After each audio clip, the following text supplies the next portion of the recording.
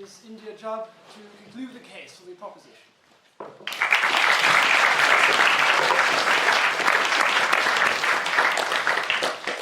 Thank you, Mr. President. Tonight I will be continuing the case for the proposition and arguing that by disestablishing the Church of England, it will be able to improve itself, move away from its disreputable past, and become a more active and up-to-date present in today's society. It is telling to me that there are Anglicans on both sides of this bench. I think it both shows quite how important it is of an issue, and I think it also shows how there can be pros and cons quite easily. Heavy luggage, like your grandmother's leather suitcase in the attic, or the trunk your great-great-grandfather took with him on his voyage across the world, is a very lovely piece of history to have, and a relic from a distant past that ought to be treasured for the stories it tells and the places it has been. However, I think we can all agree that when catching an EasyJet flight, we may, for practical purposes, in modern travel, prefer a sleek cabin bag on wheels. The Church of England was founded by one man's desperation to gain divorce from his perfectly loyal wife and marry his mistress, purely because his original wife hadn't provided him with the son that he wanted, even though she went through multiple pregnancies, stillbirths and marriages for him, and he had syphilis, so I wonder who's really at fault there. This king and fidei defender of the faith, then went on to have 6 wives, 2 of whom he had beheaded. King Henry then moved on to the Reformation, which saw the destruction of multiple beautiful churches, monasteries and abbeys for their difference to the new agenda. I would like to ask this House a question. Should we really be maintaining a church's ties to the state, which was founded by a monarch like this? The church has been used by the monarch countless times to protect and defend their position. Charles I used this, what he believed his God-given authority, to drive this country to civil war by refusing to move and adapt to the Parliament. This civil war led to parts of our beautiful cathedral being destroyed, along with countless others across the country, as did King Henry's Reformation.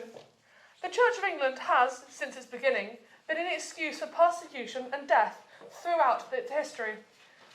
From burnings at the stake, to the stripping of decorations from churches, to the necessity for priest holes in people's homes, purely to keep people trying to do their job safe from persecution.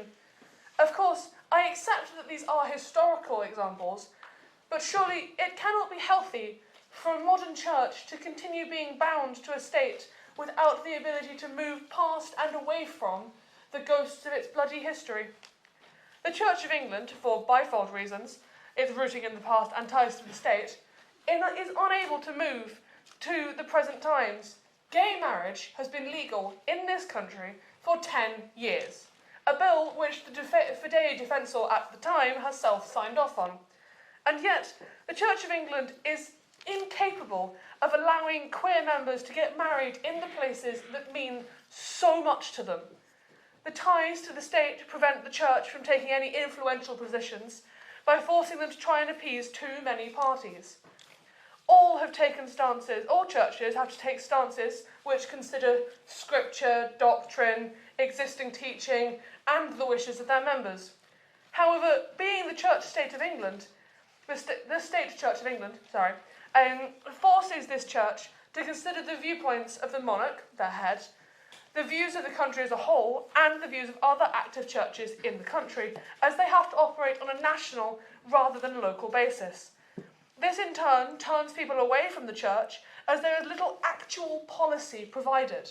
In this country, Anglicanism is falling in adherence, while churches with starker beliefs are growing, or at least declining at a slower rate. There are around 1 million Anglicans in England, but this number has been steadily decreasing for the last several years. Meanwhile, Christians are tending towards churches with starker beliefs.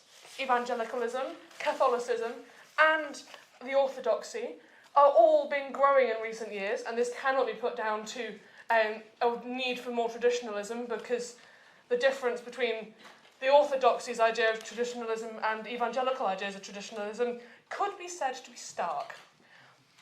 Or at least these churches are declining less than the C of E. The Russian Orthodox Church has more than doubled between 2000 and 2020, and 100 new Orthodox churches have been built in this time. Only a few weeks ago, in this very city, the new Orthodox Church of St Cuthbert's at Bede was consecrated. This clearly shows that there is a movement in this country towards churches that can provide an actual, strong positions on the issues of the day for their members. I would argue that by having to juggle the desires of so many parties, the Church of England is suffering itself because it cannot provide a strong position on any issue, which prevents them from growing. For example, they are unable to conclusively approve or reject gay marriage. They keep saying one thing and then, well, we'll give them blessings, but we won't let them do this, X, Y, Z. And they also can't decide whether to be higher church or lower church for fear of alienating a communion. Furthermore, there is a claim that the decline in all churches is because of a lack of religion in the young. However, it can be clearly seen that the younger generations are choosing churches with a more obvious doctrine. The number of Catholic Britons between 18 and 29 is 7 to 10% higher than the number of Anglicans in that age group, which would claim to be obviously would be the opposite, surely, if Anglicanism is the established church of the country.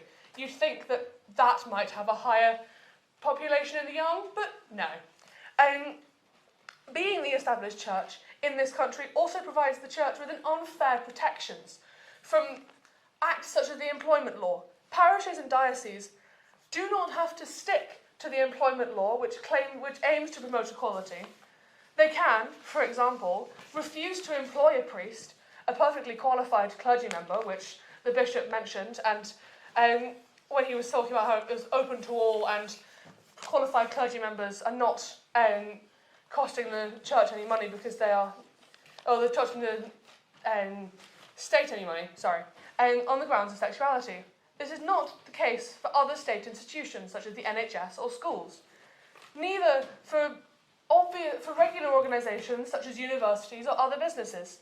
Surely we can all agree that it is not fair for the employees who are trying to get jobs that they are perfectly well qualified for, or for the people who believe in this church and just for once in their lives might want to see a priest that looks or acts or has a similar lifestyle to them. I think I can wholeheartedly say that I believe that the C of E would be able to drastically improve itself and its image if it were able to move past these protections that really fundamentally harm it. And that's the basis of my argument, is that being the established church is not helpful for the Church of England. As the bishop himself said, his job would be so much easier if he wasn't the established church. And I think that's the point. Do we want to help or enshrine the church that both sides of this bench believe in? This establishment also leads to unfair precedents. Princess Anne had to get married in the Church of Scotland, and our own king, who is head of the Church of England, had to get married in a registry office so as not to muddy the waters between church and state. Whatever your opinions on the king's marriage are, we can all accept that it seems ridiculous for the head of the church to have to marry in this way in order to not annoy the church. For example, furthermore, prayers in Parliament are required to be led by law every morning by the chaplain. Why not a rabbi, an imam, or maybe any other priest from any other Christian denomination? How is it fair when only 46.2% of this country identifies as any sort of Christian, that the denomination that has all this protection is only 12% of that 46%?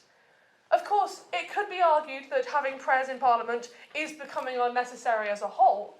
37% of the country claiming no religion. However, regardless of how the argument chooses to use the statistics, it can be clearly seen that the establishment of Anglicanism as the Church of England is not allowing appropriate representation for the people of this country, of any religion or none. To conclude, I would like to enforce that I wholeheartedly believe that the disestablishment of the Church of England would be entirely beneficial for society and the Church itself. It would allow the Church to grow and improve and move past its bloody history in areas of to increase representation and provide an obvious best outcome for both this country as a whole and the Church. And so I urge you, the members of this House, to vote with the proposition, to move towards a country that values representation and equality. Thank you.